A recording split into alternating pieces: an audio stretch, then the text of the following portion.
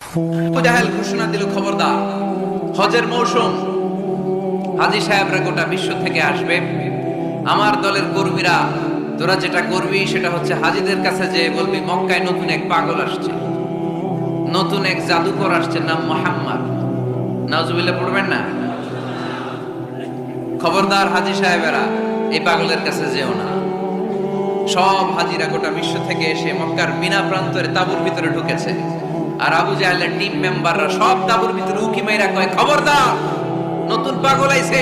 সবাই কয়, নাম কি? কয়, মুহাম্মদ। নতুন পাগল এসেছে, নাম মুহাম্মদ। নতুন জাদুকর এসেছে, তার নাম মুহাম্মদ।